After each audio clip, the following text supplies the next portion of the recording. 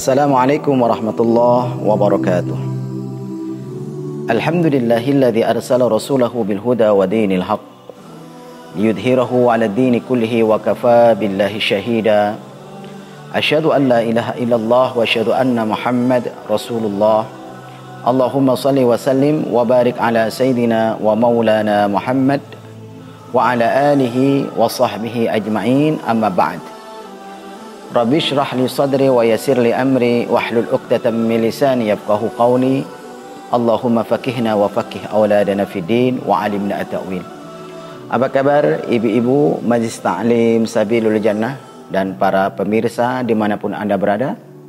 Semoga Allah mencurahkan rahmah, keberkahan, kesehatan dan kebaikan selalu pada diri kita, keluarga dan orang-orang yang kita cintai. Pada kajian kita hari ini bertemakan Rasulullah sallallahu alaihi wasallam merupakan rahmat bagi alam semesta. Di dalam Al-Qur'an Allah Subhanahu wa taala berfirman, "Wa ma arsalnaka illa rahmatan lil alamin." Surah Al-Anbiya ayat 107, yang artinya, dan tidaklah aku utus engkau Muhammad melainkan untuk menjadi rahmah bagi semesta alam. Rahmah berarti mendatangkan kasih dan sayang, mendatangkan ketenangan dan kenyamanan. Rahmat bagi umat muslim berarti kedatangan Rasulullah sallallahu alaihi wasallam mengeluarkan manusia dari zaman kegelapan menuju zaman yang penuh dengan cahaya, menuju zaman Islam di mana mereka tunduk dan patuh kepada Allah, meninggalkan tradisi penyembahan kepada banyak Tuhan. Kemudian Rasulullah juga merupakan rahmat bagi non-muslim, yaitu di mana Rasulullah berada, maka di situ Allah tidak akan menimpakan bencana.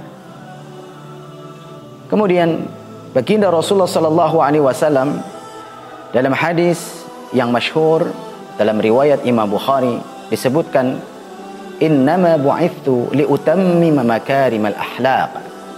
Sesungguhnya aku diutus untuk menyempurnakan akhlak. Rasulullah sallallahu alaihi wasallam pembawa rahmah. Rasulullah diutus ke bumi ini untuk menyempurnakan akhlak.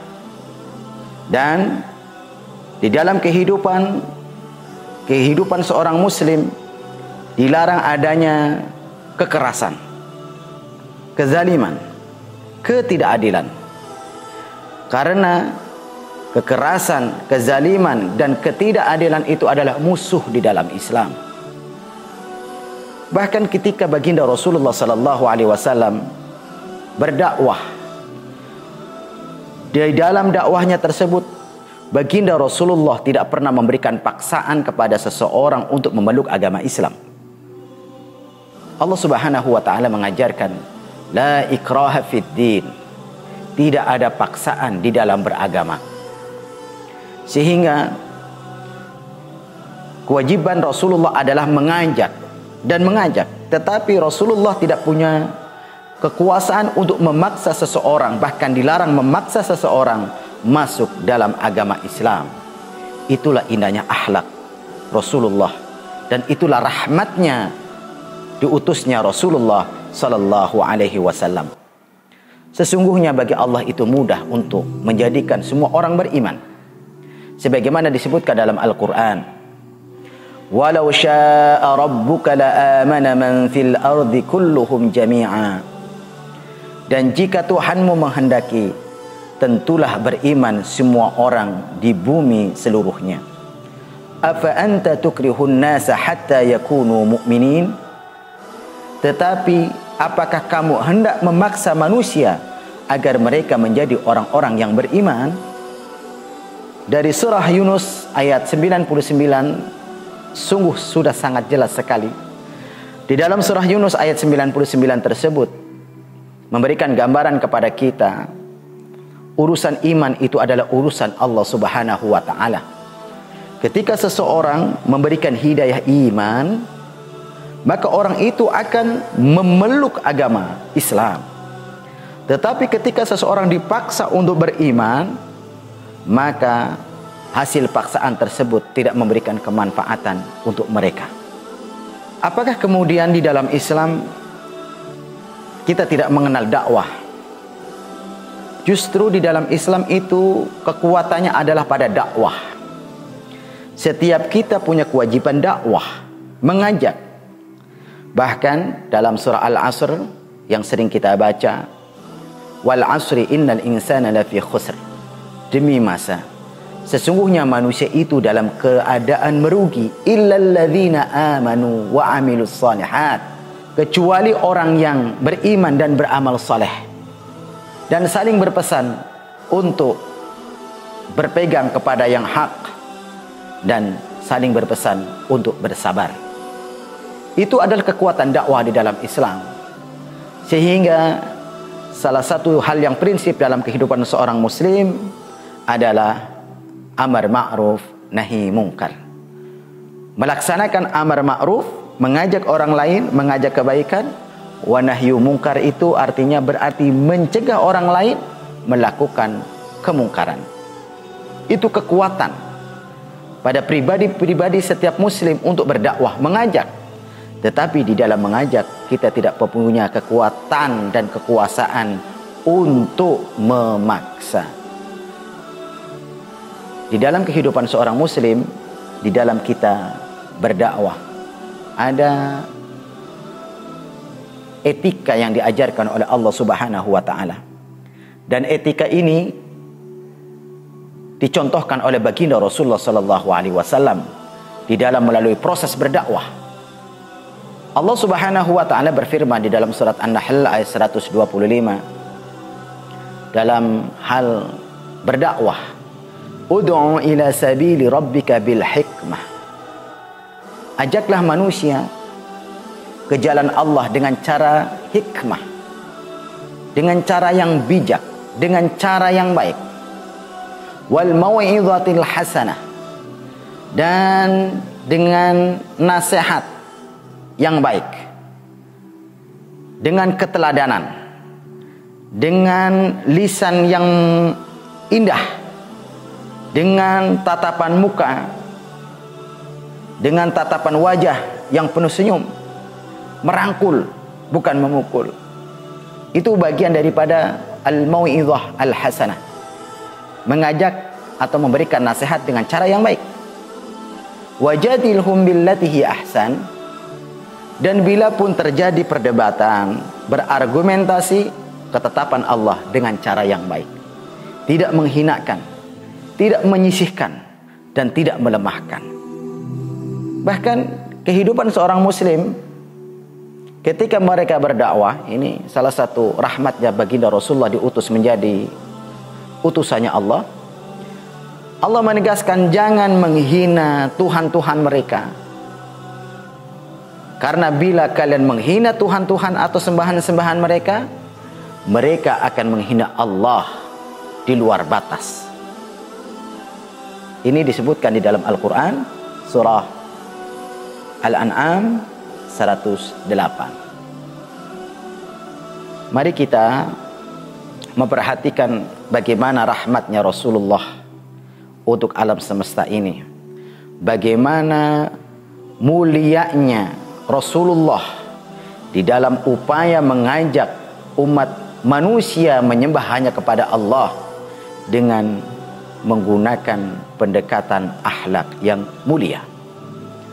Ketika Rasulullah SAW mendapatkan dukungan yang luar biasa di dalam berdakwah di Mekah, beliau didukung oleh istrinya yang bernama Khadijah, kemudian oleh pamannya yang bernama Abu Talib, dengan dukungan yang luar biasa. Dan orang-orang kafir Quraisy tidak berani mengganggu baginda Rasulullah SAW secara langsung. Namun ketika mereka berdua wafat, orang-orang kafir Quraisy Makkah makin menjadi untuk memusuhi dan mengganggu baginda Rasulullah SAW. Kemudian beliau berfikir untuk dakwah keluar Makkah. Beliau menuju Taif. Beliau mengajak pemuka-pemuka Taif, tokoh-tokoh masyarakatnya untuk menyembah hanya kepada Allah. Namun yang terjadi, baginda Rasulullah sallallahu alaihi wasallam dilecehkan, dihina, bahkan disakiti. Beliau dilempari dengan bebatuan yang mengakibatkan beliau berdarah. Kemudian Rasulullah menghindar dari ancaman tersebut, bersembunyi di kebun. Turunlah malaikat Jibril dan malaikat penjaga gunung, menyampaikan, wahai Muhammad, Allah telah mengutus kami. Jika kamu menghendaki, akan aku timpakan 2 gunung kepada mereka. Apa jawaban baginda Rasulullah sallallahu alaihi wasallam? Baginda Rasulullah sallallahu alaihi wasallam menyampaikan, jangan wahai Jibril. Semoga nanti dari diri mereka lahir keturunan orang-orang yang beriman. Ini diceritakan dalam hadis riwayat Imam Bukhari dan Muslim.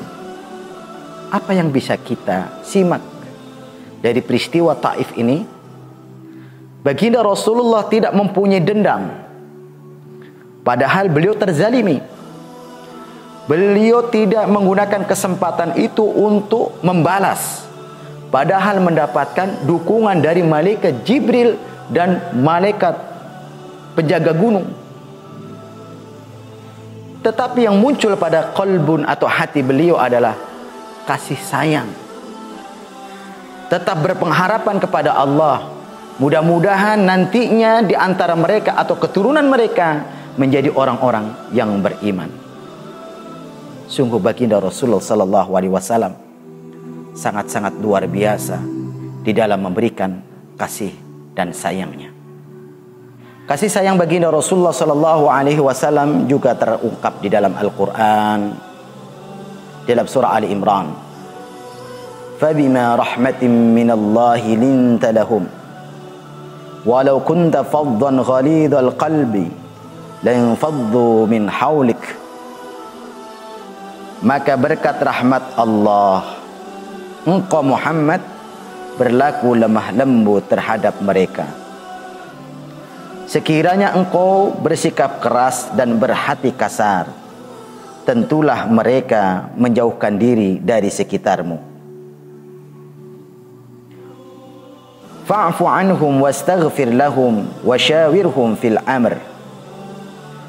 Karena itu maafkanlah mereka dan mohonkanlah ampunan untuk mereka, dan bermusyawarahlah dengan mereka dalam urusan itu. فَإِذَا عَزَمْتَ فَتَوَكَّلْ عَلَى اللَّهِ إِنَّ اللَّهَ يُحِبُّ الْمُتَوَكِّلِينَ.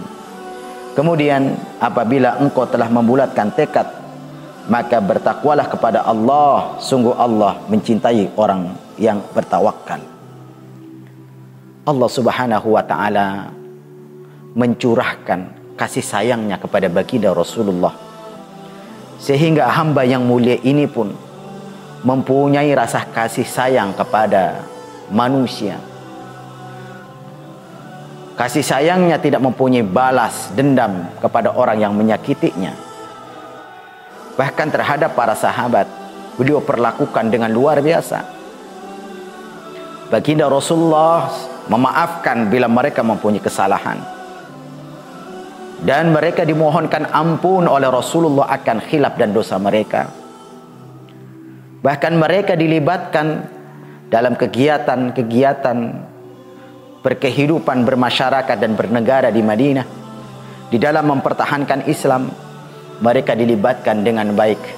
Mereka diajak bermusyawarah. Inilah keindahan seorang makhluk yang mulia, yaitu Nabi Muhammad sallallahu alaihi wasallam. Ketika ada orang-orang yang memohon kepada baginda Rasulullah, wahai Rasulullah, mohonkanlah kehancuran untuk orang-orang musyrik. Apa jawaban baginda Rasulullah? Aku diutus di muka bumi untuk menjadi rahmat, bukan menjadi orang yang memberikan laknat.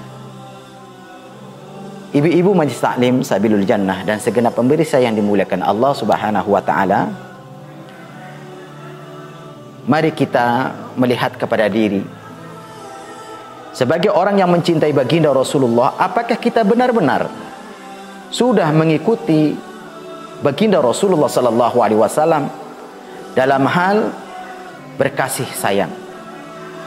Apakah kita sudah benar-benar menjadi orang yang dengan adanya kita di lingkungan kita, orang merasa nyaman dengan lisan kita, nyaman dengan tangan kita, nyaman dengan seluruh jiwa raga kita, karena memang kedatangan kita adalah kedatangan yang memberikan ketenangan, kenyamanan, bahkan kehadiran kita adalah kehadiran yang dirindukan oleh saudara-saudara kita.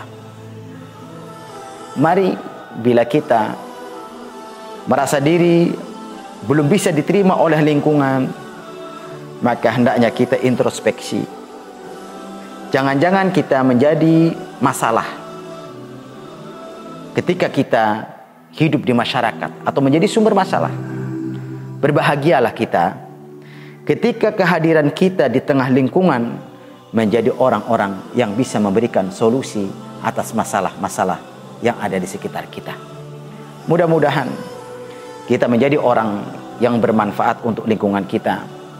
Kita berpegang teguh kepada ajaran-ajaran agama kita, yaitu kita mampu menghidupkan apa yang diajarkan oleh Rasulullah sallallahu alaihi wasallam di tengah kehidupan bermasyarakat.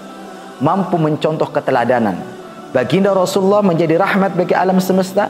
Kita adalah juga pengikut baginda Rasulullah, maka kita pun harus mampu menebarkan ketenangan, ketentraman, kedamaian dalam kehidupan kita. Dan hendaknya kita mengedepankan akhlak yang mulia.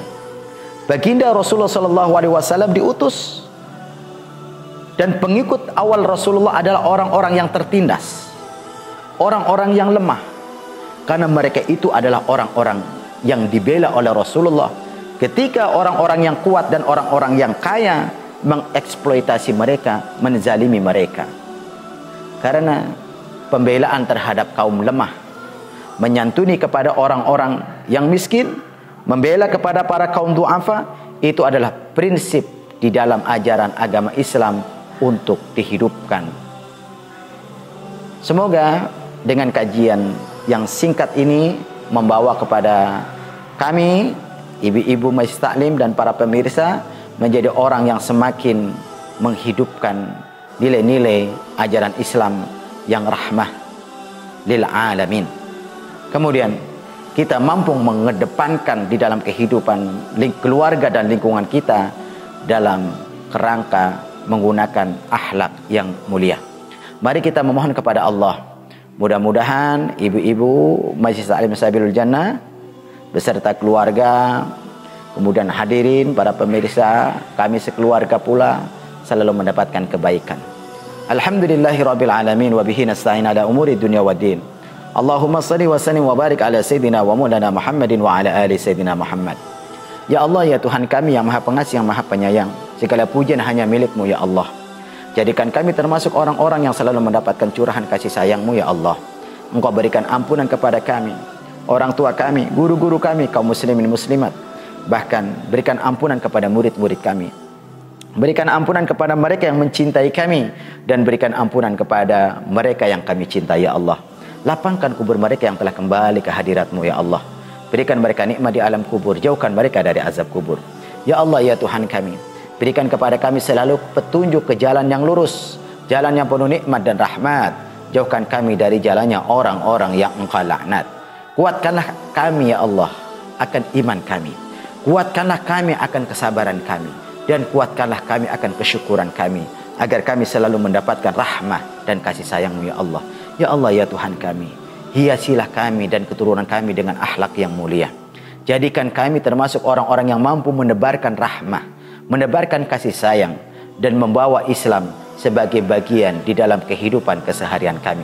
Rabbana atina min ladunka rahmah wa hayyi' lana min amrina rasyada.